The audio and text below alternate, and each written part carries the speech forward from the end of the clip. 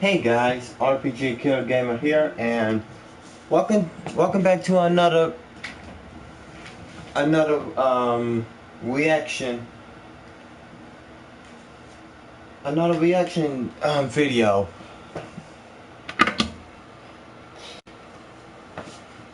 I told you before that I have college and I cannot be doing a lot of live streaming so much often, but I can do some reaction videos. So until I finish my class, I'm gonna be doing some reaction videos when I get the time. Let me light this room up a little quick because seriously, you can't even see nothing. I'm about to do Mahler's reaction video, Game of Thrones Season 8, Episode 4, Unbridled. You saw the third one, so now we're gonna watch the fourth one. Let's get into it.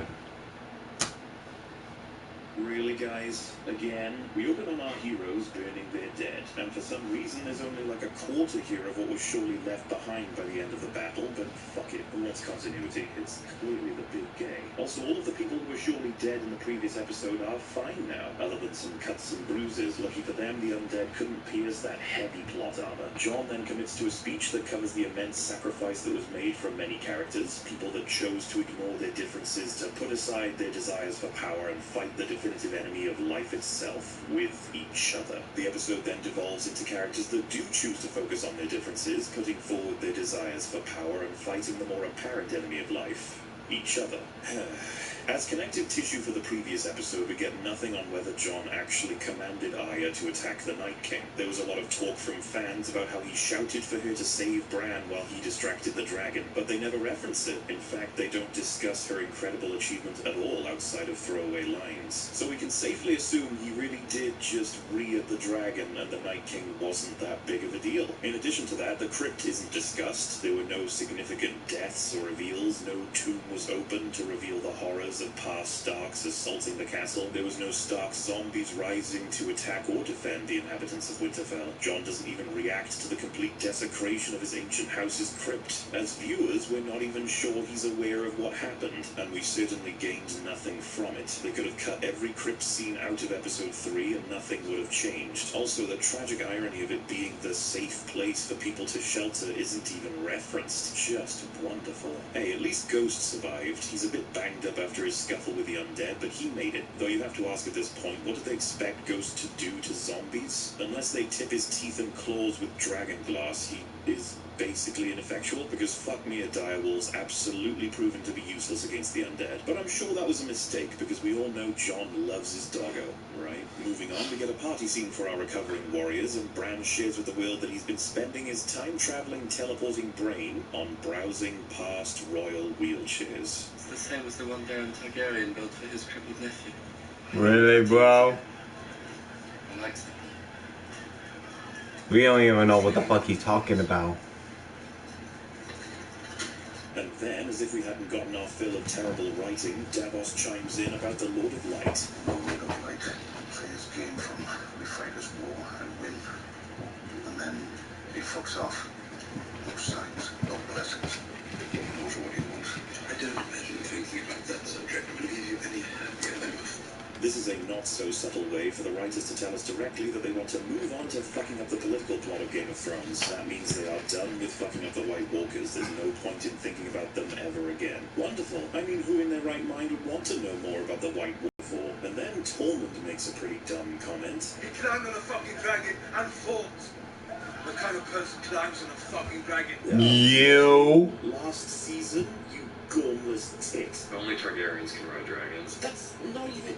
Please stop talking. Every time you say anything, it makes your dumpster fire of a show self-apply gasoline. Anyway, Arya is then toasted by Daenerys while she's not there, and nobody bothers to check that, so the whole thing feels a little awkward. Only for Dany named Gendry, the Lord of Storm's End. Yes, she almost out of nowhere makes him one of the most powerful people in Westeros in the hopes that he'll be a potential powerful ally in the future, which honestly is fucking retarded and stupid, because Robert Baratheon killed who started the rebellion, and after Daenerys' father's dead, he kept the country peace for 20, almost nearly 20 years.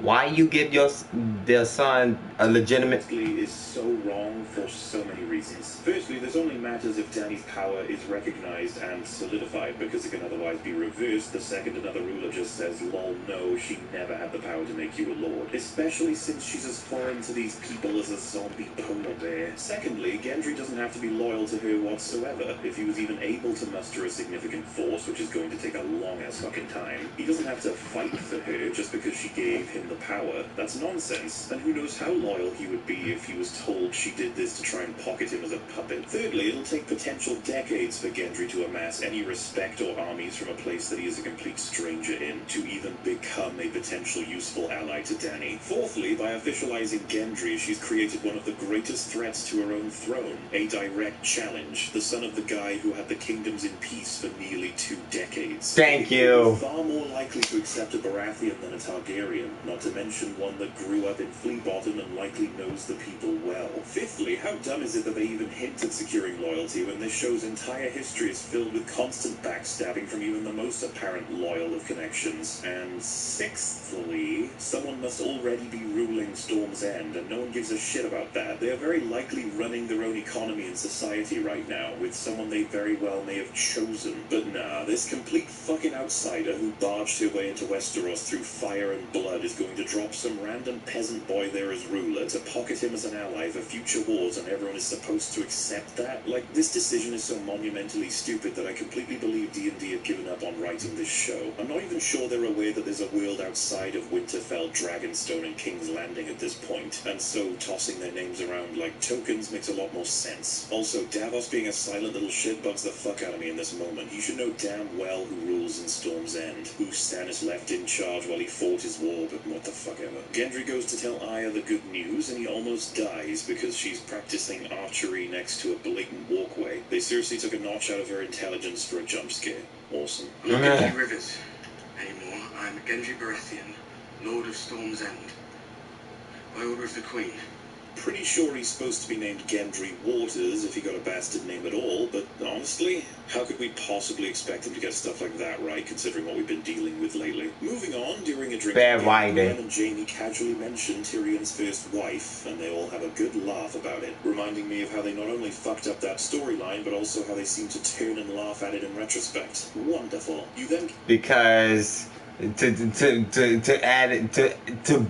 bring more defense, because Tyrion was so sensitive to talk about that, and they make it a casual joke about it. Oh, fuck this show. Get this bizarre shame. If I fuck this show, I'm talking about fuck this season. Of Brienne for being a virgin, which, correct me if I'm wrong here, but Jaime literally lost his hand to maintain her honor, to prevent its besmirchment. Yes? So maybe don't be ashamed of that. You literally used that information to save his life like 2 days ago, and now it's, what, embarrassing? And outside of all that specific context, isn't it a point of pride for a woman to have her virginity in these eras? Like, I'm pretty sure an unmarried, high-born virgin lady is of an extremely high demand, but... It is? Lol, she hasn't had sex yet, what a... So we move over to more awkward dialogue being shared between Jon the Kneeler and Dany the Tapper. Jon the Kneeler! Since Jorah died to save her life, they decide to discuss it briefly. He loved me, and I couldn't love him back. Not the way he wanted. Not the way I love you. Thanks, guys. Thanks for remembering that Jorah Mormont sacrificed 8 years of his life for your dumbass. He defended you at your lowest. He stayed with you until what was essentially complete dehydration. He prevented your assassination. He organized and fought in a rescue mission twice because you can't seem to park a fucking dragon properly. He made incredible use of the legendary pocket sand maneuver. He survived the finale of the fighting pits. He searched far and wide for a cure to the stone skin disease. All the while, it was to simply protect you. And so, what's the first thing you want to talk about when bringing up how he fucking died for you? I couldn't love him back. Not the way he wanted. Not the way I love you. Oh, you're such a twat. So Jon decides that he has to tell his family who he truly is, out of a sense of honesty, I guess. Fucking retarded. He's keenly aware that Ned Ned Stark, the most honorable man in the fucking solar system, kept the secret for like 20 years in order to protect people. He argues that with this truth, Sansa won't want Daenerys gone, so it's fine, even though those two fucking hate each other right now and all they do is bicker over power, meaning this would give Sansa the ammo she needs to challenge Daenerys. Look, hold on, and before that he continues, I gotta point this out. If anyone likes Sansa, wow. I mean, you could like her, how much do you want? But Sansa is the worst fucking character in this fucking show. I thought Yoan was the worst character of the show, but she is the worst. I mean, what she did after King's Landing? She thinks she is so smart and she can act smug and everything because she's surrounded by better characters. Fuck off. That's so stupid. there is no benefit to telling anyone about this unless you want to take the throne. Jon, you aren't making any sense at all. Someone is clearly making you do things you wouldn't be the heir to the throne. She no longer thinks that this was extremely contrived, that his best friend found it in a book and his brother saw it in a vision and no one else knew about it. But we're running out of episodes, so fuck it, she believes it now. Also, real talk, whenever either of these two say I love you to each other, it feels like eating a wet sock. It's slimy, forced, and it smells weird. I have to tell Sansa tonight. Why? Sansa will want to see me gone and you on the Iron Throne. She's not the girl he grew up with. Not after what she's seen. Not after what they've done to her. I'm sorry, what? How the fuck would you know that? Who the fuck told you what happened in Sansa's life? Who the fuck told you what Sansa and Jon's relationship was? Who the fuck told you what Sansa and Jon have previously discussed? Who the fuck told you that Sansa is different compared to the last time Jon and her even spoke? You've been off in bumfuck nowhere while everything happened to these two. What a bizarre comment to make. It sounds like a line of dialogue from someone who's been watching the show rather than being from Daenerys.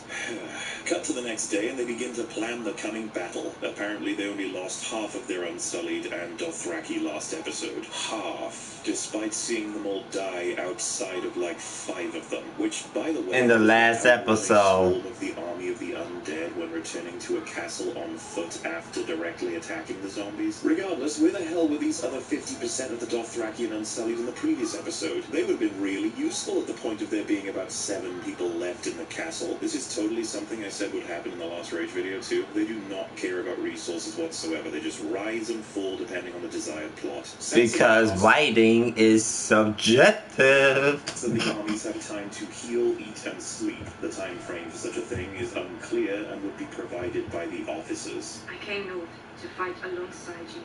Great cost to my armies and myself.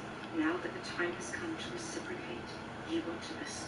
So we have yet another instance of Dany being completely retarded. Firstly, you came to the north to fight with Winterfell because you fell in love with Jon for some reason. You didn't give a wet shit about the north or Sansa. Secondly, the Night King was not the enemy of the north that you assisted with. He was the enemy of the realm. You would have had to have fought him sooner or later, and it made no sense to let everyone in the north die so that he would have an even bigger army. Thirdly, Sansa isn't lying, and she deferred to officers, the people who would have all the facts about all of this, and it applies to everyone's men, including Daenerys. Fourthly, your entire intention with the throne is to conquer Westeros, which the North is not entirely happy with. So some reservations should be expected, and you haven't smoothed that over whatsoever. Finally, you are a horrid piece of shit when you consider this a trade. The North fought for life and asked you for help in that regard when you're fighting for a fucking chair. Go have at it, you bitter, idiotic grandma. So, then we move to the remaining Starks, telling Jon that Daenerys has cooties and we can't trust her.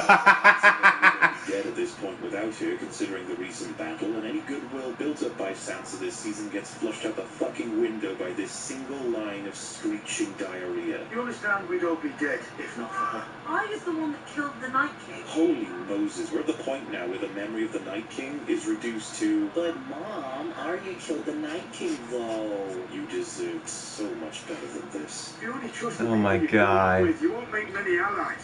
That's all right. I don't need many allies. My family. The 4 of us. The last of the Starks. Until you fucking leave. This moments before abandoning her family and deciding to never return. Back to the scene, we have Jon implying that he isn't a Stark, and his family take it more metaphorically. Hold on, before I gotta continue with this video, I gotta talk about Arya Stark. They flip. I said this before when I did the Unbridled episode 3 reaction. They keep flipping the dime on Arya's character. She talk about being with her family, and then she want to go on doing her kill list. Back and forth, back and forth, back and forth. What the hell are they doing? They just don't know what to do. She just being news. I want to hate her, but I don't. She just being news to do something that is not.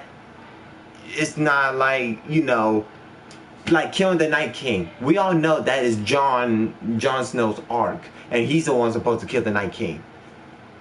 But they make her do it. It makes no sense. Jon prompts a line from him. It's your choice. Hey Bran, do you understand that by saying in front of Arya and Sansa that Jon has a choice here, you have left him without a fucking choice? Thank you for your contribution to this narrative. Please return to browsing Amazon's chair collection. So Jon decides to tell him the truth. At least I think he does, because I can't be sure they fucking cut away before it happened. It's not like Jon Snow revealing to his Stark family a secret that Ned Stark kept for decades, that he is of Targaryen blood, giving him a stronger claim to the throne and changing how he may be viewed by his siblings forever might be of fucking interest to the audience, especially since Arya fucks off the next time we see her. Is that a reaction to Jon, or is that just a general thing? Why did Arya even come north instead of going for the Queen in the first place if she's just gonna leave to do that anyway? Did she come here specifically to kill the fucking Night King? And fuck me, it doesn't even make sense. Why would Jon need to tell them this unless he wants people to try and kill or betray each other? What does he stand to gain by spreading this information? Why is Jon a tool now? He used to be a character, but it's okay. Arya and Sansa swear not to tell a soul, and so Sansa blurts it out in her next scene. No wonder Ned kept this shit secret. He's apparently the only fucker in Westeros who could keep his mouth shut. For real. Be sure of what Sansa said because they fucking cut away from it. They cut away from Tyrion Lannister, Hand of the Queen, discovering that Jon Snow is a Targaryen and has a better claim to the throne while retaining more respect and love and being of a sounder mind. Why would we want to see his reaction to that? What, are we human? The next scene has Bronn walking in on Jaime and Tyrion having a drink. How? No, that's not set up for a quick joke. That's the writing in this season. How did Bronn manage to make it to Winterfell so fucking fast? Patient bullshit from season 7.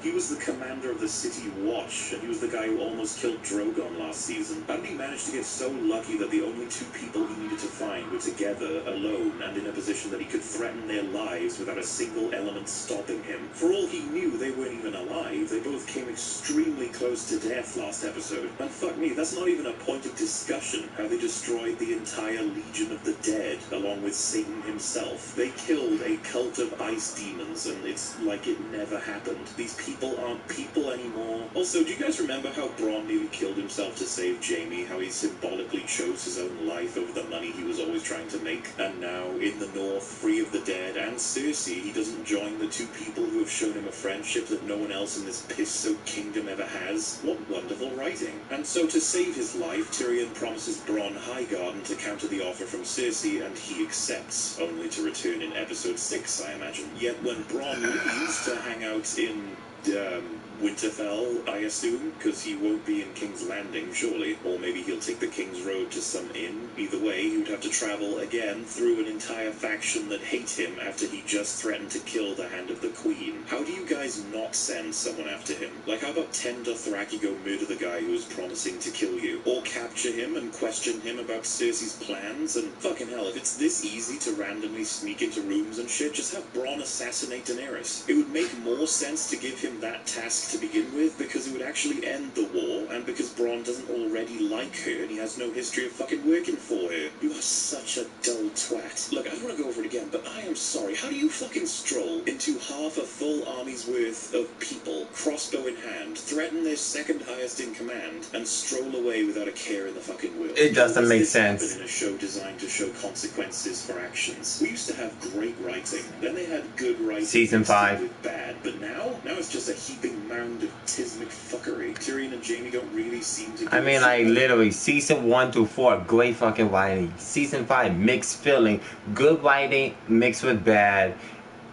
We could get season 6 to pass because it was good. Season 7, No. It's like they enjoyed seeing Bronn in the same way that the audience does. But, like, how can Tyrion promise Bronn one of the 7 kingdoms? How is that his power? Daenerys would surely have to sign on first. Also, how did Bronn manage to reload this thing so quickly with one hand when it took Tyrion fucking ages with 2 hands and he required a tool, the same one that Joffrey needed? Why is everything terrible? Moving on, Jon starts saying goodbye to the people of Winterfell, including the wildlings. Because the wildlings are going beyond the wall, since the spooky ice demons are dead now. Why? They don't need to remain in the fertile lands and repopulate the north as a symbolic or even downright literal example of bringing everyone together, beating the Night King and starting life over. Fuck that shit. They can just fumble on past the wall in essentially desperate, unlivable lands during the fucking winter times. Several kings of the north have attempted to breach the walls to bring their people south, and now, when you are outright allied with the leader of the northernmost kingdom, you choose to live in the frosty equivalent of no man's land. Fucking really. Thanks for killing the world building in episode 3. It felt great, because that was a setup for you utterly ripping the plot to shreds in this episode, wasn't it? Meaning the final target will be the characters in episode 5. And at that point, I'm sure you will have done something to piss off every single kind of fan that exists for this show. So anyway, Jon tells Tormund to take Ghost with him to the north. That is something that happens. Jon says, Direwolf has no place in this hall.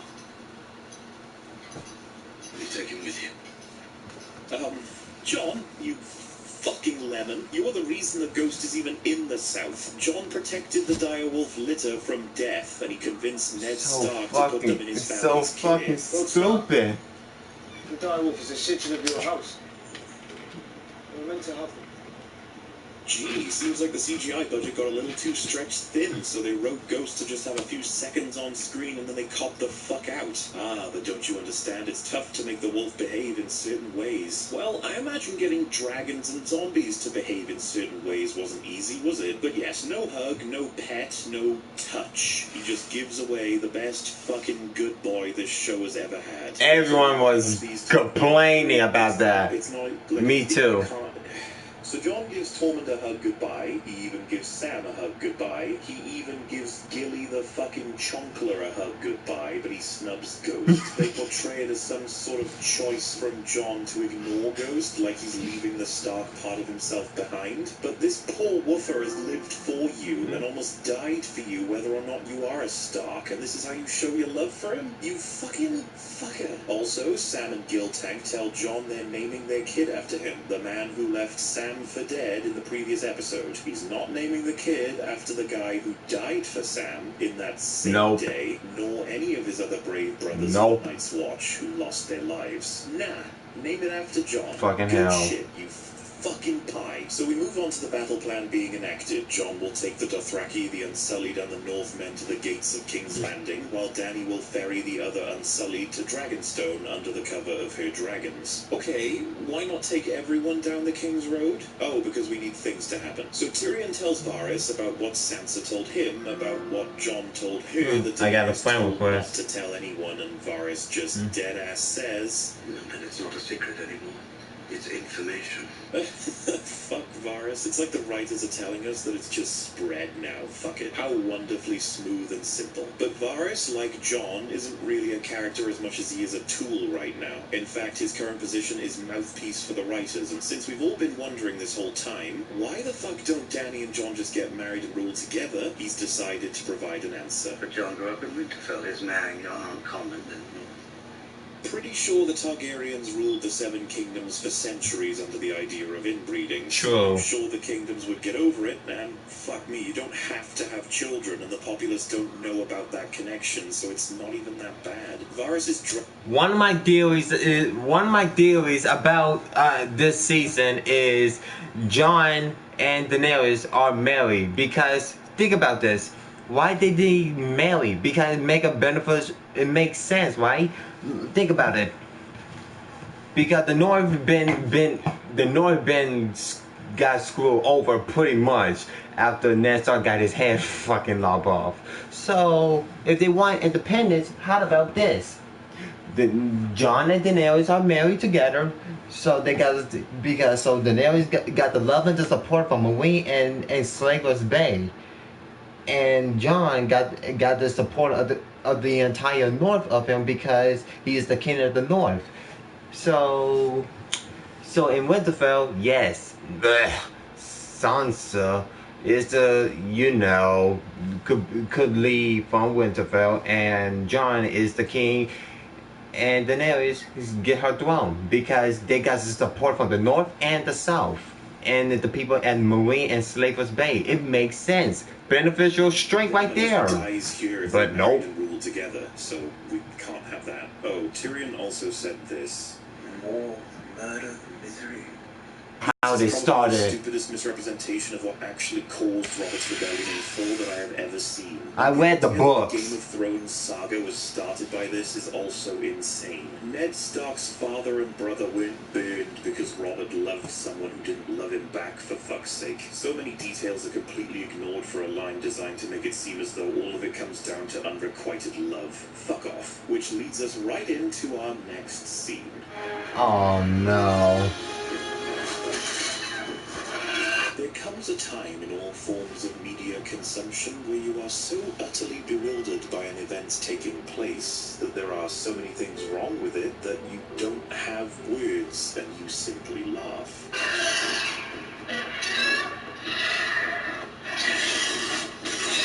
When I saw this sequence for the first time, I wish I had recorded it. I burst out laughing, struggling to compose myself, and I was fundamentally blown away at what in the world I was seeing. And the kicker? I wasn't even entirely sure of why.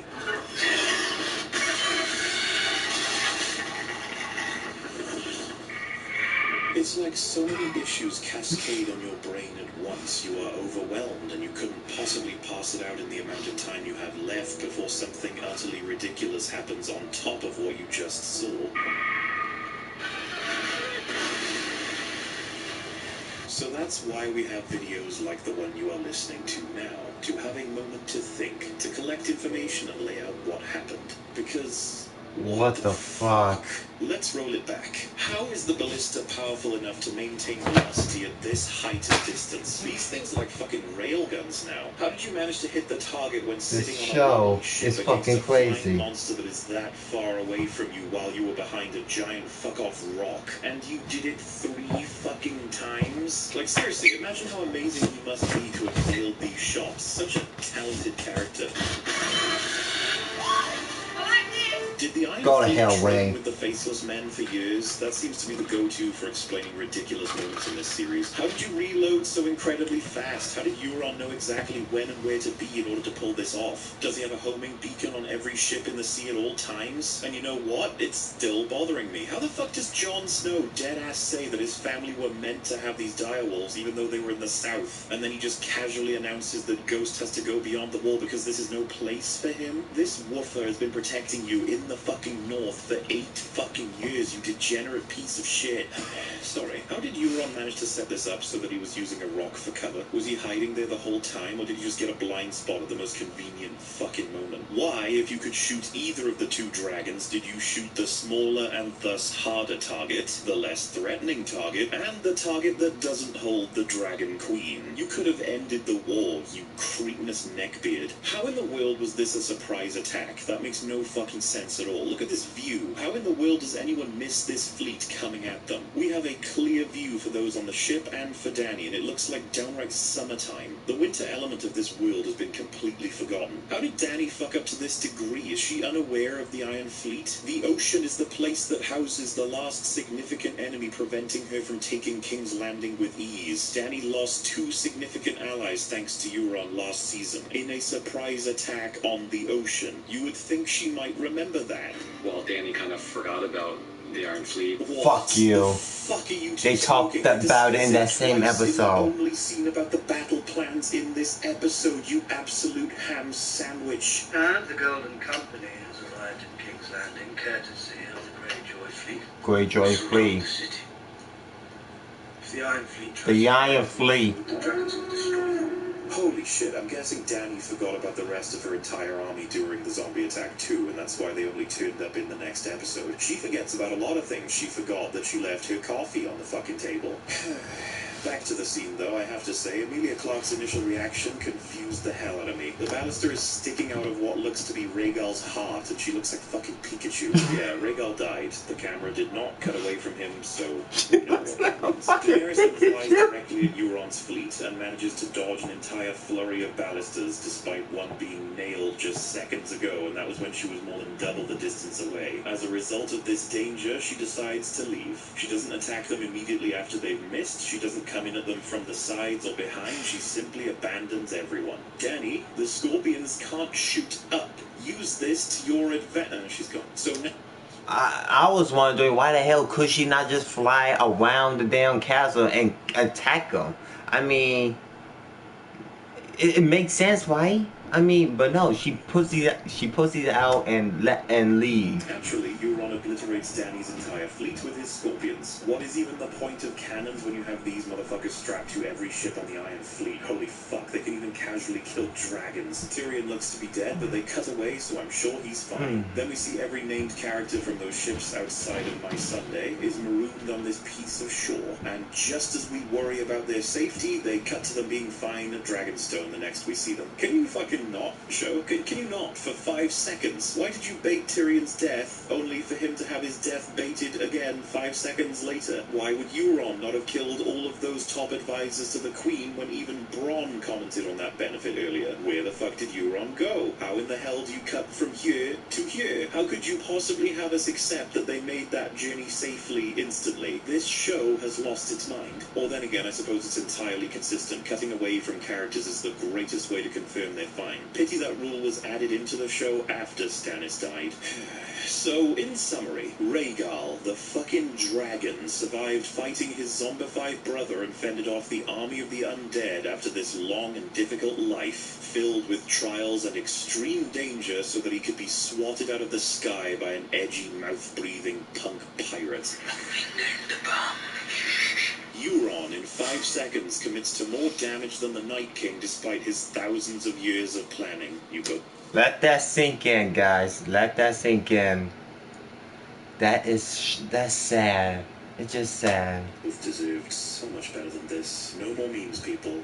Just pain. You're not going to ride the dragon south? Rhaegal needs to heal.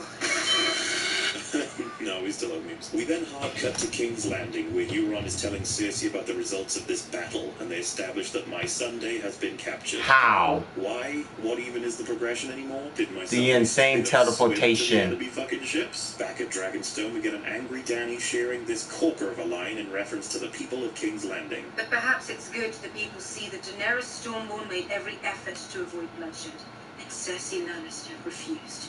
I should know whom to blame when the sky falls down upon them. You're a Dany's fucking just insane idiot. now, and the show has been about trying to justify her insanity by saying she lost important people. I would like to say, fuck that. Plenty of good characters lose people. It doesn't mean you start to murder thousands of fleeing innocents, especially when they have nothing to do with the throne. Though maybe I'm jumping Foreshadowing. far ahead of myself. Hopefully Dany means that she will kill Cersei and the soldiers that support her, and anyone who happens to die in the crossfire is a necessary loss. Either way, Varys shares with Tyrion that he's done with the Dany train, and he's now going to switch sides. This is essentially Varys' ulti. It cools down once per season. Like, seriously, he says she can't even marry Jon because she's too strong for him. I guess that's true if you say so, Varys, you dumpy twat. Portraying Jon's conviction and morality as weak, to the point of saying you would only be a puppet to Daenerys, is really fun to hear as a fan of the character. And that's on top of the relationship between Jon and Daenerys being bullshit to begin with. Also, blatantly describing your treason to the hand of the Queen in the fucking throne room is probably not the best idea, but Tyrion wouldn't rat on Varys, would he? So,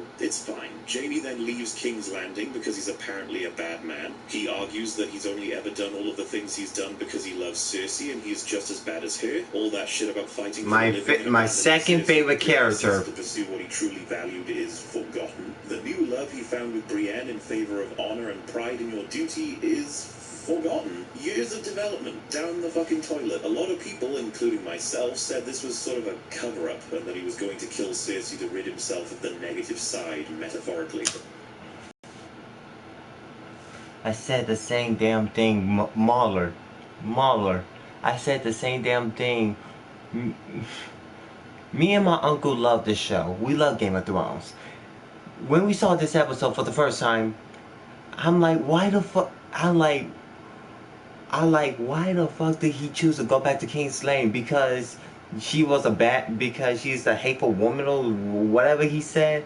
I'm like, wait, before I lose my mind, wait. I think this is a cover up. I think he will go back and kill Cersei. And guess what? I was wrong. I was completely wrong. Me and my uncle said the same thing, and I'm trying to give this show the benefit of the doubt. These characters I love the benefit of the doubt, but no, the writers just turned them to a big pile of shit. Oh my god, what just happened? Oh boy, was I wrong. His character is fucked. Brienne then ugly cries at the thought of Jaime leaving her, which is not what Brienne would do. Bitch would have tackled the fucker and dragged him back to the bedroom for acting a complete waffle. And you know what? It's still bugging me. Do you guys remember this? I need him more than I need you. The Battle of Castle Black. Castle Black. We need you, boy. That was a good episode. Jon literally just gave away his loyal pupper, his beloved companion, his fucking closest ally so casually. It's making me want to rewrite the episode just so I have a version where it doesn't happen. Was Jon just using Ghost this whole time to eat people he didn't like and he just ran out of said people? Jon, why are you the worst thing on this planet? Can you please hug your doggo? Why he didn't let him? They didn't even let him hug his dog. There comes a time in all forms of media consumption where you are so utterly bewildered by an event taking place that there are so many things wrong with that. Fuck that. Dany just rolled the fuck up to the apparent gates of King's Landing with what amounts to a neutered dragon that can't get within breathing range of the walls, 100 shield bros, a eunuch, and a dwarf. Not for a quick joke, that is the writing in this season. And holy shit, with just this visual, we have colossal Goliath levels of fuck-uppery. Why does this place look nothing like King's Landing? Did the winter storms bring the Sahara Desert with it? How did they get to this place so fast? What is time? Why would Daenerys have brought such a tiny force, including her top advisors, to one of the most vulnerable positions imaginable? Why isn't Cersei killing them all? In fact, why aren't they killing the dragon? That fucker is made worthless by any one of those scorpions. Are we supposed to believe that Cersei, motherfucking Pope-killing, Vatican-destroying, sand-snake poisoning, uncle-burning, family-in-law incinerating, public-exploding, brother-condemning Lannister is abiding by the code of conduct? Really? Or is it that the fact that the good guys are even here and the bad guys are acting like twats as a result of the plot taking extreme amounts of damage for a more poetic ending? Are you fucking with my soul? And what in the world do the good guys expect to happen here? That Cersei will hand over the enemy queen's friend and surrender just after Euron killed a dragon and destroyed the enemy fleet? And this is after Cersei has already refused to surrender? What? And then we get Cersei actively sparing Tyrion in a tense scene where she has to choose whether or not she'll allow him to live. We already did this scene before, show. A season ago. She does the exact same thing. Why are you recycling your own ideas, especially when they now contradict other things you've set up? Isn't this the same Cersei that promised Bronn Riverrun as long as he killed Tyrion? And now that she's got a billion methods to kill him right in front of her, and she's willing to kill my Sunday, she still doesn't give the order to shoot Tyrion? How the fuck are you, Tywin's daughter? Speaking of which, I'm not quite done yet. Ghost lost an ear for you, you twat. The idea of him giving away Ghost because he's embracing being a Targaryen is horse shit. He still has half-starved blood. It's the same amount that he always thought he had, and he was still raised in Winterfell. And even if he's no longer a fucking Stark, that doesn't mean he can't hug his goddamn doggo. But most importantly, his relationship with his favorite floofer was never about being a Stark anyway. They fucking loved each other regardless, fought together, suffered together. What the fuck is happening? Everything is awful. Tyrion then says this. You're not a monster. I know this because I've seen it.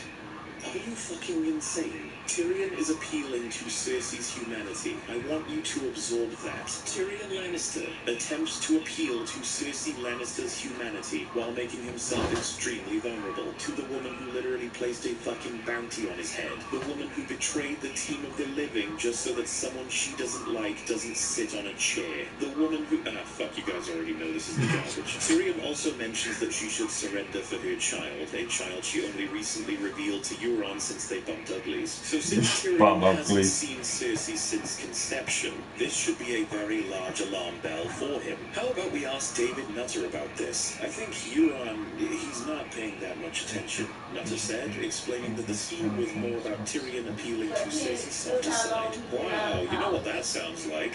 While Danny Or shit, whining. the Iron Fleet. Cersei then straight up executes my Sunday instead of using her as leverage or keeping her alongside her at all times. To clarify, Cersei put everyone inside the Red Keep in order to make Dany look bad if she burns everything down, or at the very least, it functions as protection because Dany wouldn't kill everyone. But the show just made it seem like Daenerys doesn't really care if everyone inside the Red Keep lives or dies, as long as she gets Cersei off the throne. So if Cersei kept my Sunday as a hostage inside the Red Keep, then not only would she have to choose whether or not to burn her best friend, but she would also be killing the girlfriend of the leader of her Unsullied. Would the Grey Worm still want to fight for Dany, knowing that she killed his Sunday? But nah, she just kills her, which has not only made Daenerys angrier and more determined, but she now has no reason not to burn the Red Keep down. But at least she won't be massacring scores of women and children. That would be much, much worse. Side note, why didn't my Sunday try and fall off the platform and hope for the best, as opposed to providing her head to the mountain? In fact, why didn't she pull Cersei off the fucking platform with her? That would have been a pretty badass way to go out. I know, right? Yes, angry Dany walks away and roll credits.